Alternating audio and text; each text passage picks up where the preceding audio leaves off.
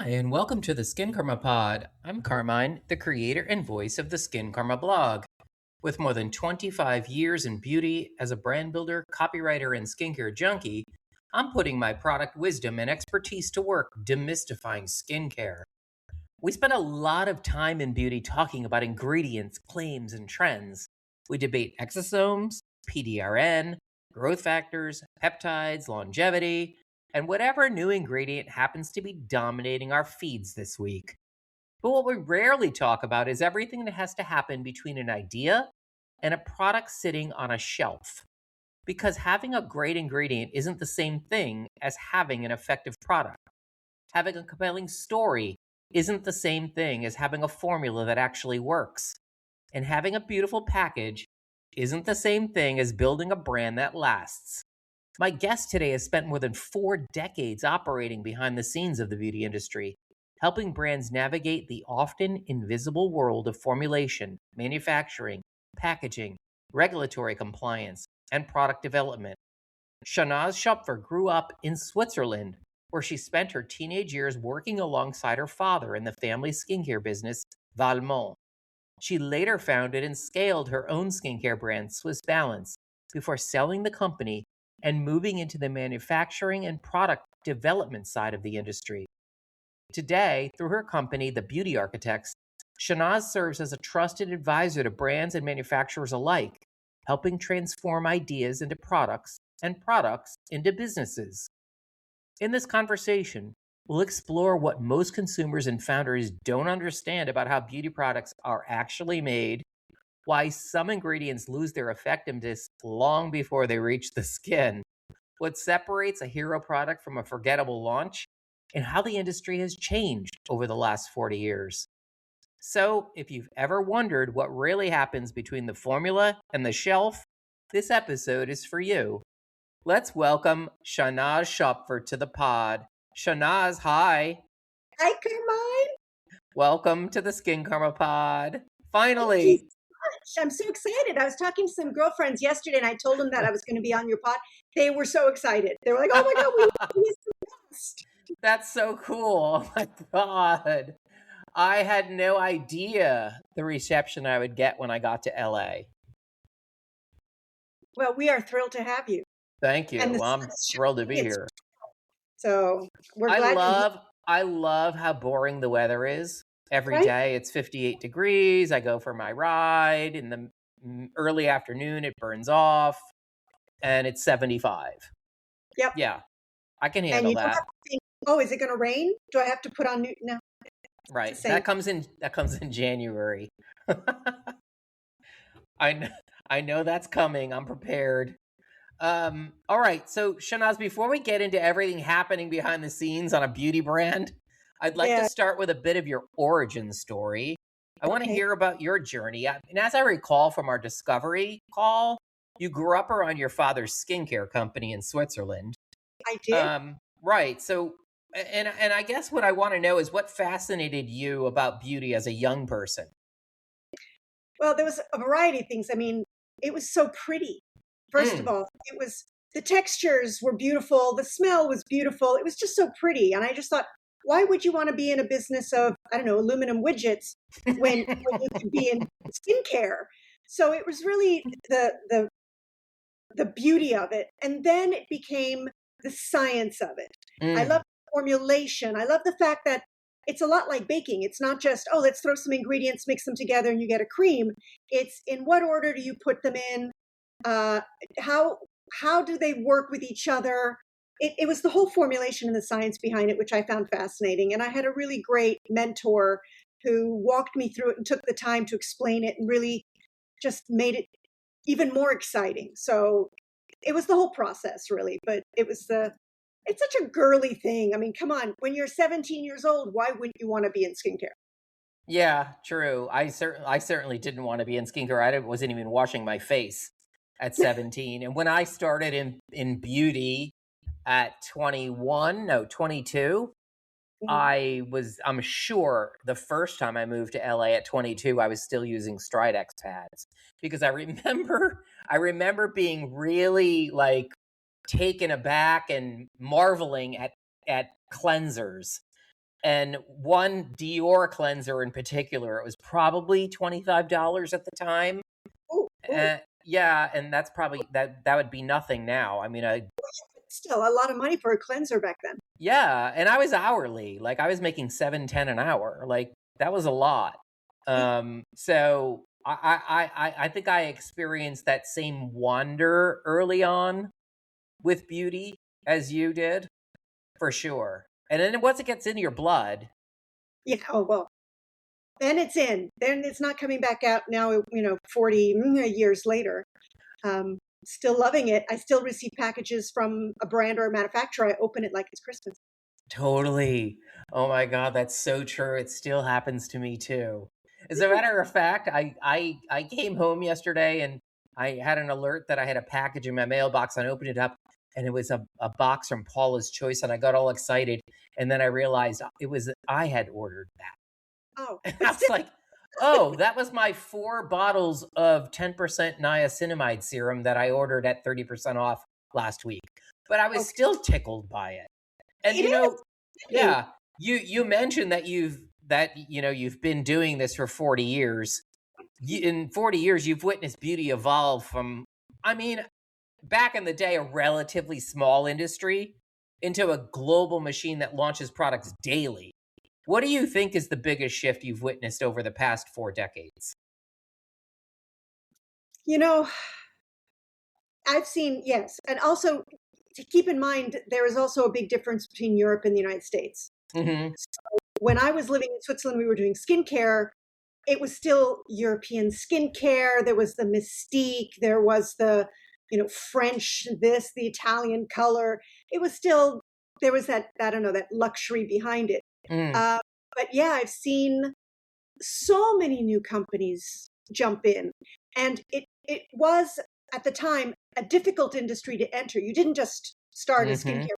Yeah. You really, you had to either be a scientist, or you had to have a lot of money, or you had something to do with a L'Oreal or, a Dior or something.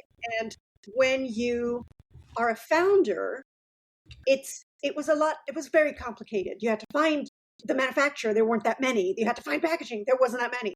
There wasn't that access to Asia that we have now. So I think there was much fewer instant brands coming up. And then with the advent of the internet and clearly social media and buying and selling on the internet, that has made a very big shift. Even when I arrived in the United States in '94 and I was selling my line Swiss Balance, I started selling it at Sephora, and Sephora was just opening its doors. So Mm, they were just coming into retail in the US, which was good for me. I was able to get 6 shelves without having the difficulty that people have now. But it was every time they'd open a new retail space at Sephora, I would be there, but then I would see the crowds, and it was a lot like the Olive and Young that just opened in oh, Pasadena. yes. Lines down the street, people Yeah, wanting to from go. the night before. Yes, people were camping out to go see the store, which you're going to be able to go to the store anytime you want now. But Right. it was like an Right. iPhone launch, Yeah, that's so true. I was just reading about it this morning. Like, what? People Yeah, were actually in line and stayed all night in that line on the sidewalk. yeah. Well, it is That LA, so the weather's not bad. that's very true. And I do have to admit that in my first stint in LA, the very first Krispy Kreme donut opened, and we did wait 2 hours in line for Krispy Kreme. You get So when you're young, you also can wait in line longer, like yes, constant. absolutely. It should be I'd this be way. like, I'm not waiting in I'm line. good. No, Peptide serum, Krispy Kreme donut, like whatever. yeah, I can wait So another. so accessibility to the customer has markedly improved. The barrier to entry has improved, 1,000-fold. What do you think has gotten worse over the last 40 years? Ooh, that's a tricky question. Um, for me, what's gotten worse is the fact that we are now. There used to be a time when you would launch a product and it would be new and it would be innovative, and it was like, ooh, I'd never heard of that, or I'd never thought of putting that on my skin. Now there's so many products out in the market that are so similar. if I receive one more tube of lip balm, and they're all the same formula. I mean, there's a little tweak here and there, but they're basically the same goopy, balmy thing. Yeah. And so I think we're just putting out too much of the same. And brand loyalty has died along the way because you always have that shiny penny hanging over you. Again, Europe, very different. Europe, we still have a lot of the, well, I'm faithful to Chanel or to Dior or to whatever brand. You keep some loyalty. In America, it's always the shiny penny, and you're like, oh, there's a new lip balm, I'm going to buy that one. Oh, there's a new lip balm, I'm going to buy that one. They're the same lip balm. So I think Totally. we're lacking innovation. I think we're lacking excitement over something new, which is also why Korean products are so exciting because the textures are new. And it's exciting to try something that does something. Yeah. But again, there's the whole regulatory issue, and not all of them work.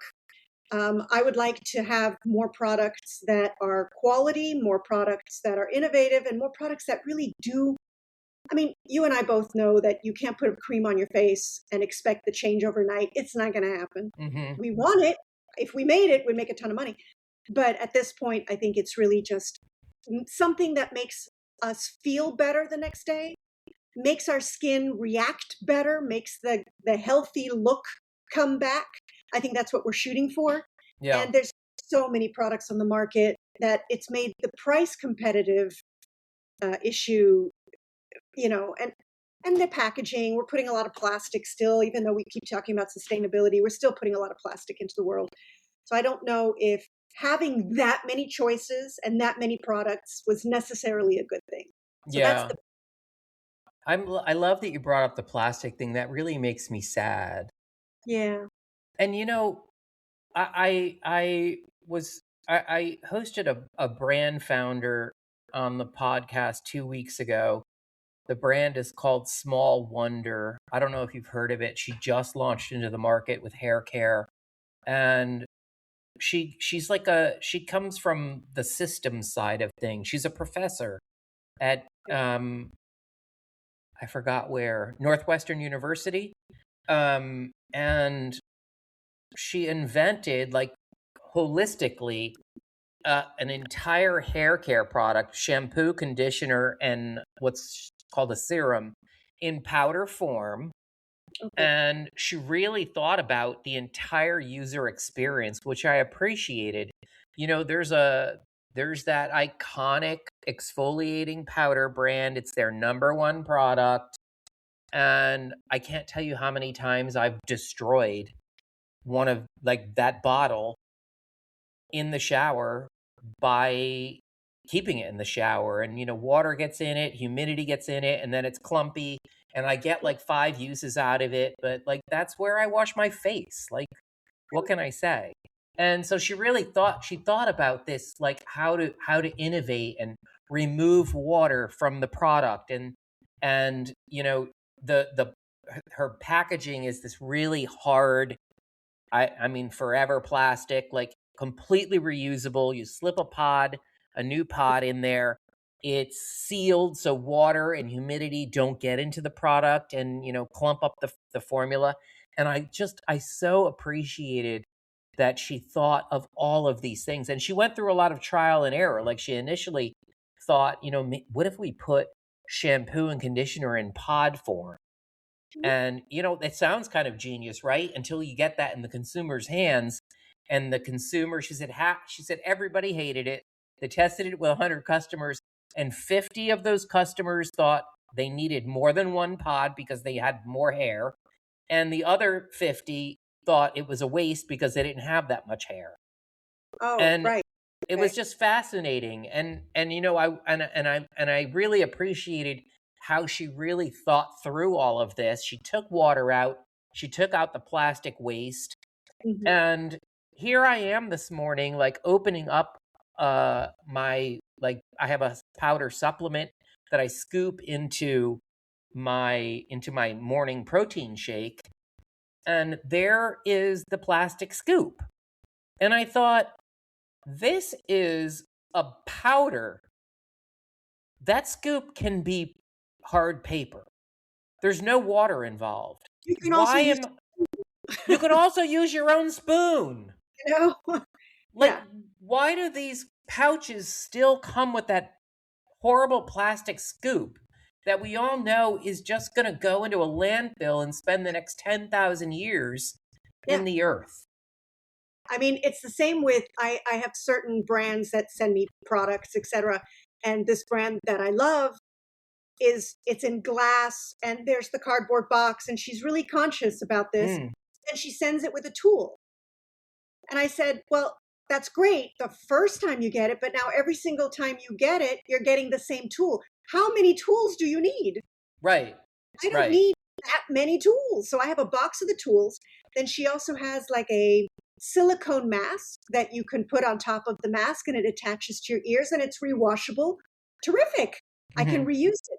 But every time I order a product, I get a new mask. So I have a packet of these silicone masks. Mm, You also have to think about the our business is not about a one off. It's right. really about business. So you have to think the first time you sell something, it has a tool or it has a cup or it has a scoop or whatever it is, but then future ones shouldn't have. Yeah. So they need to figure out how to, you get it once, done. From now on, you either get the refill, and I like what you were talking about that plastic that was really hard. So you can Yeah. just keep filling it and nothing's going to get inside, it won't go moldy. I think that's a plus. But it's so hard. I had a girlfriend who had a company called Ether, and she came out of the Sephora system and was just brilliant. Really understood the client, really understood marketing, really understood product development. She created this beautiful palette of powders and she put it all in cardboard and she was really conscious about how to do this sustainably. And then years later, when we were talking, COVID had hit and other issues had come up. And she said, the problem is, I found out that a lot of these people, you can recycle cardboard easily, but Mm, then depending on where you live, they don't even have recycling. She moved right. to Arizona and she said, we don't have recycling. So I was really careful about making sure that it could be recyclable, but then the state didn't have a recycling facility or recycling system. So it really didn't make any difference. So it's not even US wide. It depends state to state, country to country. And then, everything, as you said, lands up in a landfill somewhere in, I don't know, Bolivia, Uganda. Right. When I lived in New York, we used to say Staten Island because that's where all of New York's garbage went, to Staten Island. I mean, it is what it is. Um, Terrible. I'm terrible. Um, let's shift to ingredients. You mentioned in our discovery call that some ingredients can actually lose effectiveness during manufacturing. Can you explain what most consumers and many founders, frankly, don't understand about the process? So there's I mean, ingredients are just like what you keep in your fridge, what you eat. So Hmm. some are a little more shelf stable, some are not. And I think it's, when some people for a while everyone wanted vitamin C and everybody just said, "Oh, we're going to have 3% or 4% vitamin C." It takes a lot of work for the manufacturer to stabilize that in a formula. Hmm. First, you have to have packaging that will make sure that the light doesn't come through. You have to make sure that there's no air that can oxidize the vitamin C. And it's the same thing for a lot of these new ingredients that we're talking about, like exosomes and peptides. Yeah. A lot of these are very delicate. And when you put them in a cream, the process of spinning or mixing can actually shear off the validity of the exosome. So in essence, the ingredient list says exosome. The exosome is in the product, but it has been sheared off by centrifugal force and it's no longer active. So it's really a good manufacturer understands this and will be really careful and will take care of it and process it in the way that it deserves. And of course, recommend the right packaging. But there's a lot of just manufacturers that don't care, and then there's a lot of brands who know and they don't care either. They just want to claim the exosome. So Right. it's Yeah. hard for the consumer to know what is what, but you really have to be a reputable company who says we have exosomes and we have clinical trials on the product, not on the raw material that has been sheared off, Yeah. but on the product. Those are the ones that you can actually believe in, and you'll hopefully get the benefit that the exosome will bring to your skin. Yeah. We've jumped way ahead, but I really wanted also for you to talk about what you do, what role you serve at Beauty Architects, your new company, right? With founders. So I deal a lot with manufacturers to Mm-hmm. help them better communicate with brands.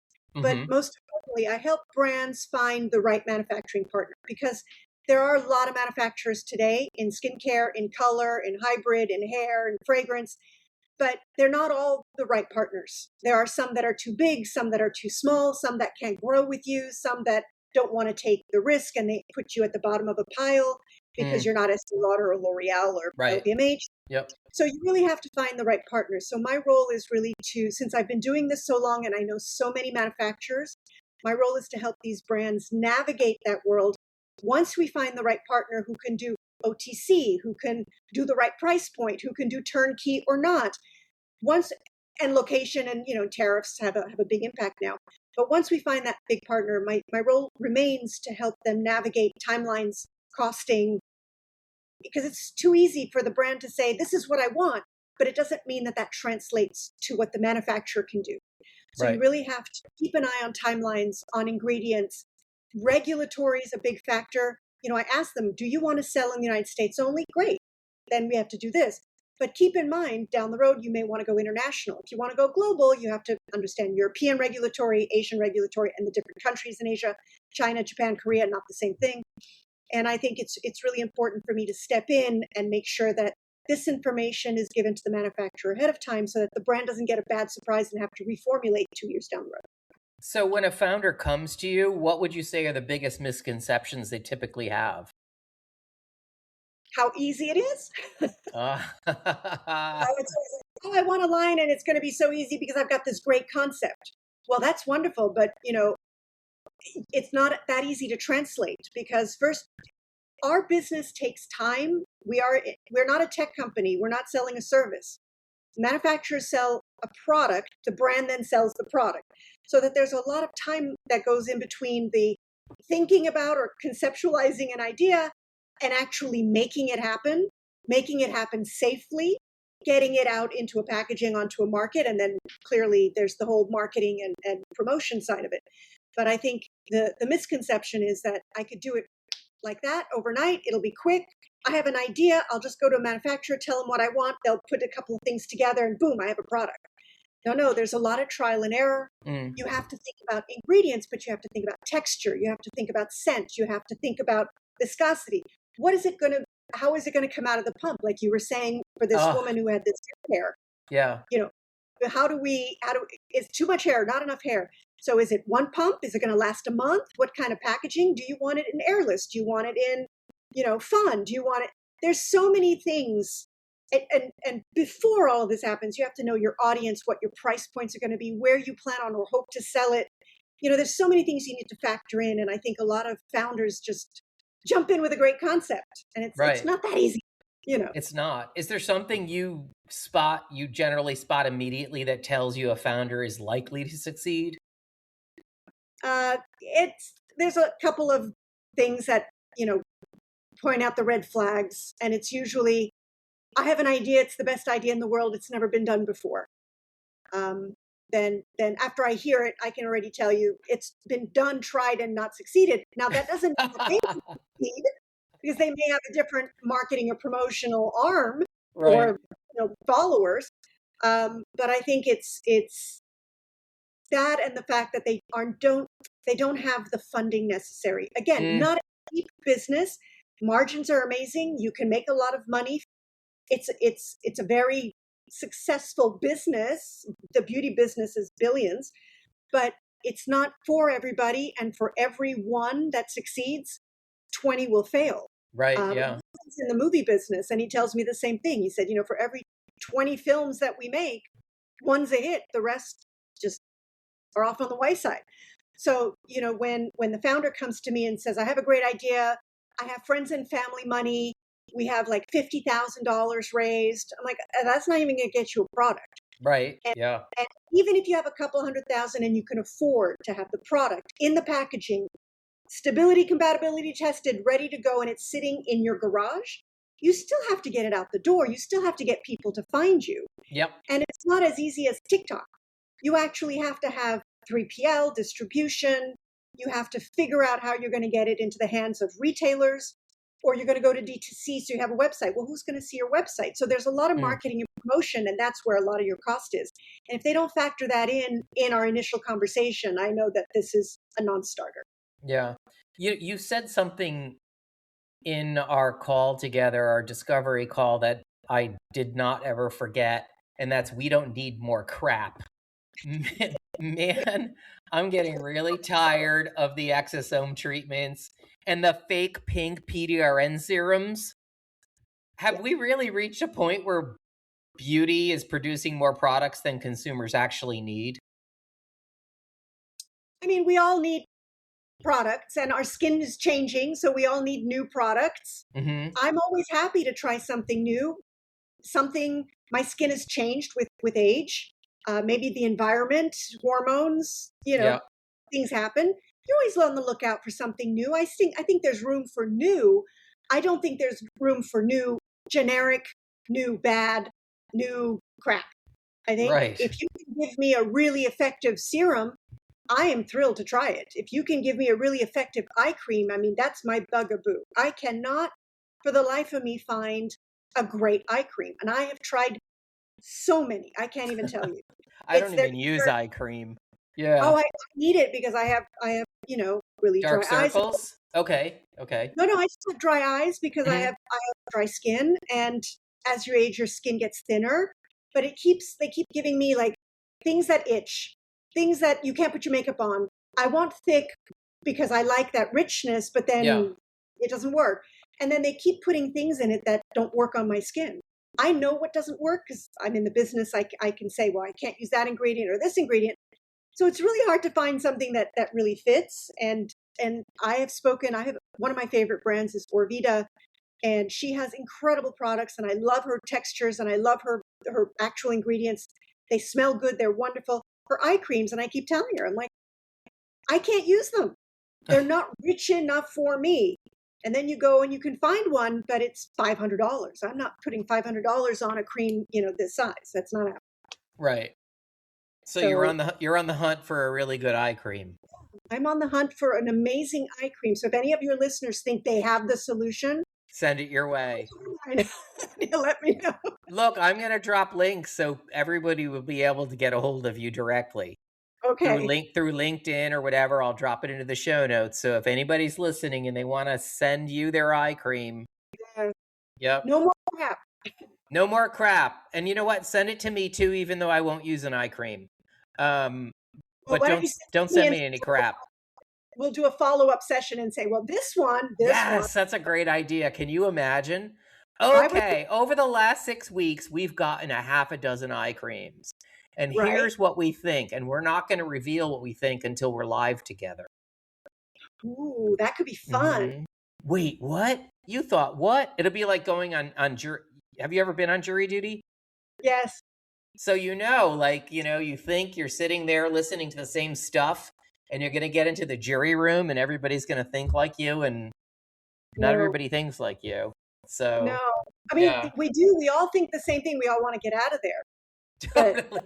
Totally. I want to leave so I can go home to dinner with my cat. I'm here downtown. I don't want to be downtown. I want to miss traffic because I'm going to leave here. It's going to be 5 o'clock. Right. Totally. Beauty's obsessed with skin longevity, biotech, exosomes, NAD+, PDRN, regenerative medicine, and a host of emerging technologies. You sit close enough to innovation to see what's coming. Is there anything that genuinely excites you right now? No. I hate to. That's so sad. It is sad. And I've been, the whole longevity thing, I mean, I'm all in. Yes, longevity is great. We all want to, live longer, but we have to live longer better. And so, healthier. It's not, if you want to have the perfect skin, you have to go and get an aesthetic procedure. So if I could find products that made my skin feel and look healthier as I got older. Great. That kind of longevity I'm in. Mm-hmm. All of the tools, the red light, Oh, I just think this, no. I was sitting on a plane. The guy behind me had the thing on for 6 hours. It was a trans. no. He had it on for 6 hours. I just thought, no. So, Oh my am I God. excited about new ingredients? Always. I love to read the raw material vendors. They always send you the packet where they've Yeah. actually done the Yeah. in vivo, in vitro tests and the ORAC tests, etc. Yeah. And I'm interested in seeing those ingredients, and I'm interested in seeing how they're used and in conjunction with other ingredients. I always love to find a new texture. So I'm excited to see the new things, but have I seen anything recently that I'm super excited by? I would love to say I have, but I Mm. have. I mean, What there is about, one hair product, go ahead. Yeah. Goddess Maintenance. Okay. They have a new, I think it's a shampoo, and they have, no, it's a mask. It's a hair mask. Mm-hmm. And they sell it through salons. And I know about it because I know them and I know how they got started. And they have something called the Goddess Molecule, which is actually a vegan silk, which is really interesting because it's vegan, which is nice, but it acts like silk for your hair. Mm-hmm. And what was interesting was I was at my hair salon and the woman who does my hair said, "Oh, I have this new product. You should try it. I'm going to use it on your hair." And that's what it was. And she loved it and she recommended it to all her clients. She was not affiliated. She didn't get anything back from them, but she really loved it. And she put it on my hair and I thought it was quite amazing. So I was excited to see that that's doing well. Interesting. Okay. And there's the advent, and I think there's a lot of work to be done, but I think alcohol-free fragrance, I'm very excited about. Right. Yeah. Yeah. When I first started at Kiehl's, the Jamie who sold inherited Kiehl's from her dad and sold Kiehl's to L'Oreal, she had just launched this range of alcohol-free fragrances. And of course, at the time, they were great, but the alcohol is a big part of what makes the fragrance stick to your skin, right? Penetrate the skin barrier probably. Um so And burn your, that could be exciting. Yeah, that could well, be really exciting. it's been, right now it's mostly, they're adding an oil into an emulsion and then it's kind of white and milky and Mhm. because oil and water. Yeah. So I think there's a lot of movement towards formulating this in a way that the oil is encapsulated and so it only breaks when you actually apply it, either through a mister or onto your skin. Yeah. And I think there's a manufacturer called Capsum that's headed in that direction, and I'm really excited because then I don't like putting fragrance on because of the alcohol because Yeah. you spray it on your chest and then you go outside in the sun and then you get all these brown spots because the Mhm. alcohol is burning your skin and it's affecting you. The same with your hair. You want to spray your hair, but then it dehydrates and dries your hair. So I'm Yeah. excited about finding an alcohol-free fragrance that has the longevity of the scent, that keeps all the different notes of the scent, and that works in the same way, but that isn't that weird milky thing that'll stain your clothes. See, you found something when I asked you what excites you. It takes some time to, That's get that yeah, brain. that's coming our way. Last question. The industry often celebrates disruption in youth. What advantage does experience provide that people tend to underestimate? Everything. You don't know how many product development people I deal with that are in their 20s, and God love them. You Yeah. got to start somewhere, but they don't have the expertise. They don't have the know-how. You can ask me a question, I'll know the answer because I've already either experienced it or I know someone who has. And if I don't, I know who to ask to find the solution. You Right. know, you've got to go through the steps. You've got to understand how people work. You've got to understand how the industry works. We can make it better. We can use AI. We can use all the tools, but you still have to have that knowledge and that wisdom to be able to take it to the next level, to think in your mind, well, if that's not going to work, there's another solution and I can figure it out really rapidly. I know the people. I know who I can go to. That is missing. And I do a lot of mentoring and I deal with a lot of these younger generation who are like, well, I've been doing it 6 months, so I'm an expert. I'm like, oh, honey, no, you're not. There's still so much to learn. And I think the advent of AI is a bit of a problem because we are developing a lot of people who can use the tools, but that don't have the experience and the knowledge to ask the right question. Right. And then we have all of the people who are now at this level. We're going to be missing a lot of people in the middle who can train the younger generation, because once this has gone up, we're going to be stuck in an area that's going to be a little nebulous. And I'm concerned that people are not going to have the experience and knowledge. And AI, and God love AI, we all use it in some shape or form. Mm-hmm. It doesn't have the knowledge that's in here. Sorry. Yeah. My 40 years experience has given me more than just knowledge. It's given me access to solutions. It's given me the wisdom to ask the right questions to the right people. And I think that's what's missing. And that's what people don't understand about people. And I'm going to say it, our age. So there. I just out. That's okay. And they've got us for another 20, 30 years. So we can help them. Yeah, we can help them. I'm not retiring anytime soon. I can tell you. I'm not either. So much. Yeah, totally. All right, let's move on to the lightning round. This is going to be fun. Okay. Something you believed early in your career that you no longer believe. Loyalty to company. The company is no longer loyal to you. And it can be, and it's not only in our business. I see it in a lot of other businesses. I talk to a lot of women who recently are finding themselves unemployed, let go, made redundant. Yeah. In every country, I have friends in Europe, I have friends in Asia, I have friends here. It's pretty much the same. You get to a certain age and they're like, we love you, but. And Europe has contracts, so you have to stay a little longer. Yeah. But in America, they just dump you to the side of the road because they're going to get someone younger and cheaper.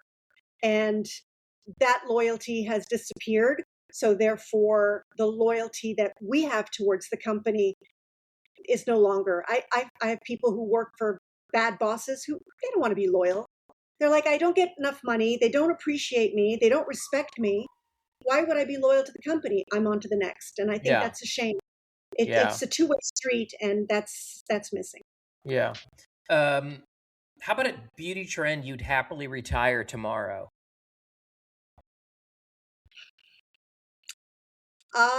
Using anything abrasive on your skin, like rough exfoliants, like what was that?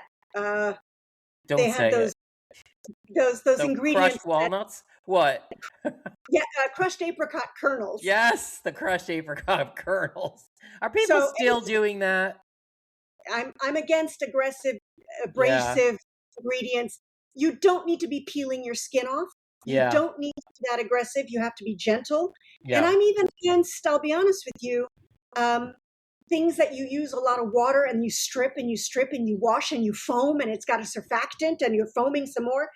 That needs to be retired. We need to take better care of the gentle processes towards your skin. I'm with you on that. And I spoke with Angela Kalia on the podcast a few months ago, and I don't remember why it came up. It might have been, I'm like, what does your skincare routine look like in the PM and in the AM? And when she said that she didn't wash her face in the morning, I was like, oh my goodness, really? And she said, if you're putting anything on your face at night that needs to be washed off in the morning, then you're not using the right products.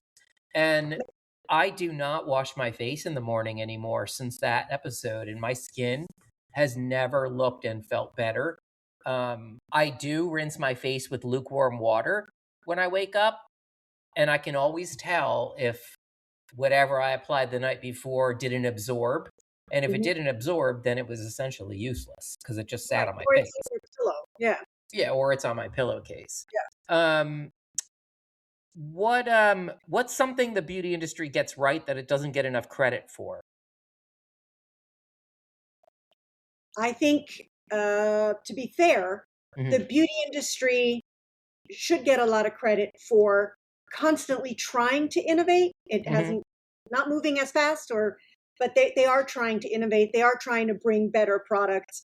And I think safety has definitely gotten better. Not everybody, not everywhere, but in general, I think safety has gotten better. And we are a lot more cautious about what we put on our skin than about vitamins and ingestibles. In America, you can swallow anything and they don't seem to have any rules around it. You can Isn't sell that anything. crazy? It goes into your liver, but that's okay. But we're getting Right. smarter about what we're putting on our face. So Yeah. safe and I love to see the fact that no animal testing is now the way to go. Table stakes. Yeah. That took a long time. I mean, in Switzerland, we've been doing it for 30 years, but it took a long time here, and I'm thrilled about that. Yeah. Do you have a favorite product? And if you don't have a favorite product, how about a product you've repurchased more than once? Well, you're putting me in a bad spot because some of the products I don't purchase. I'm lucky enough that people give them to me, or I get them Okay. directly from the lab, Hmm. and they're not sold on the market. But I mentioned earlier, I'm a big fan of Orvita, and she has a serum called the Omnipotent Concentrate, Oh. which I love the texture, I love the fragrance, and I love how it reacts on my skin. Hmm. So big fan favorite, but I will say super expensive. So be cautious. Um, I think there are some nice products from Sicily. There are some nice products from Natura Bissé. Hmm. Still looking for the eye cream. So I get a lot of that and I use it. I mean, I'm still partial to Valmont because it was my first company and I Yeah. love their um, not for everybody, also very expensive. And I'll be honest, I like my cellar water to cleanse my face in a pinch. And Mm. Garnier has a great micellar water. Yeah. That is it's a really good micellar water. Yeah. I've tried it for sure. They have different ones. They have for oily skin, dry skin, etc. And I think it's Yeah. great. It's not expensive. It works great. And why spend a ton of money on something that just gets the dirt out? Yeah. How about a favorite non-beauty indulgence? You mean chocolate? Sure. If it's chocolate, if it's reality TV. No, I don't. I'm not a fan of reality TV unless Hmm. it's a cooking show. Okay. Well, there you go. But yeah, I'm very Swiss. So give me Swiss chocolate. Don't give me American chocolate. Don't give me French, German, or Belgian. I want Swiss chocolate. And uh, I love a good Bourgogne wine. Oh, Um, I'm very partial to Bourgogne. The only problem is you get to a certain age where you can't drink as much wine and you can't eat as much chocolate as you wish you could because your skin reacts, because your body reacts differently, but there's still guilty pleasures. yeah. Um, what about this? What do you I'm wish to be sorry, known for in beauty? I didn't hear you. I'm sorry. Oh, sorry. What do you wish to be known for in beauty? Um, I'll, I mean, if I had an epitaph that you had to put under my beauty tombstone, it would be Yeah. that I made an effort to be kind, honest, and I had integrity. And I think my reputation has led me in that direction. I think I would love to be known to have put beautiful products in the world. And I think Valmont and Swiss Balance were beautiful product. And I've helped a lot of brands put out beautiful products. Hmm. But really, it's the way I've interacted with colleagues, employees, employers. I've always had a very big respect for people that I work with, who work for me, that I work for, and I think that's really important. And I was having lunch with some girlfriends yesterday, one of which used to work for me, and she said, we still talk about the fact that we loved working for you because we could always communicate. You were always fair. So, I mean, that's what I hold dear, and that's what I'm hoping will be known after my time. I love that. Shannaz, thank you so much. And if if I wish anything for you, it's that you find your eye cream. One day you'll find your eye cream, I promise. And I'm going to drop that into the show notes.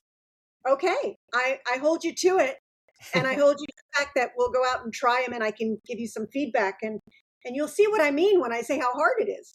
I want to do that episode. I really hope people listening to this will send us eye creams. That would be Okay, so much fun. I'm in. Yeah. Shannaz, thank you so much. Thank you, Carmine, for taking the time. This was a lot of fun, and I It appreciate it. was. I appreciate you. All right. Ciao. Ciao. All right, thank you for listening to the Skincarma Pod. Find more insights, real talk, and reviews of my favorite skincare products on the Skincarma blog at skincarma.com. And if you're listening on Apple Podcasts or Spotify, please rate and review this episode. It helps me to reach more listeners. Ciao.